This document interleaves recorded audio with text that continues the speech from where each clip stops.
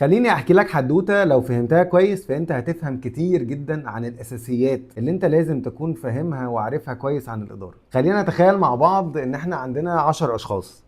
العشرة دول اتجمعوا مع بعض وكان عندهم هدف بسيط جدا، ان هم يتسلقوا قمة جبل معين. العشرة دول اتجمعوا وبدأوا كلهم من نفس النقطة تقريبا، ولكن ايه اللي حصل؟ بدأوا يتقسموا لمجموعات. مجموعة منهم قررت انها تاخد الطريق بقوة شديدة جدا، ولكن للأسف بعد شوية صغيرين بدأوا يتعبوا ومش قادرين يكملوا. مجموعة تانية اتجمعوا مع بعض ولكنهم كانوا مترددين جدا، كل شوية يقفوا ويرجعوا يسألوا هو احنا ماشيين صح ولا غلط. مجموعة تالتة منهم قالت احنا نستمتع بالطريق، بدأوا يقفوا ويتصوروا ويكتبوا على الجدران ويعملوا حاجات غريبة جدا، لحد ما واحد طلع وقال يا جماعة اللي احنا بنعمله ده ما ينفعش. احنا اولا لازم نطلع قمة الجبل قبل الساعة 4. ثانيا احنا هنريح كل 45 دقيقة، بشرط ان احنا لازم خلال ال 45 دقيقة ديت نكون انجزنا على الاقل 3 كيلو. تالت حاجة انا محتاج منكم شخصين، واحد يكون في الاول يحدد السرعة اللي احنا هنمشي بيها، ومحتاج واحد في الاخر علشان خاطر لو حد مننا وقع او تعب يكون موجود معاه وبيسنده. رابع حاجة انا باكد لكم ان مفيش حد فينا هيوصل لوحده، احنا كلنا لازم نوصل مع بعض. لو لاحظت هتلاقي ان الشخص او الليدر اللي طلع ده حط 4 حاجات. اول حاجة هو حط كلير جول، يعني جول واضح جدا احنا هنوصل الساعة 4. تاني حاجة وديت نقطة مهمة جدا، حط المايل ستونز. المايل ستونز هي التوقفات اللي انت بتشوف نفسك على طول الطريق عشان تطمن ان انت ماشي اون تراك. تالت نقطة هو وزع المسؤوليات،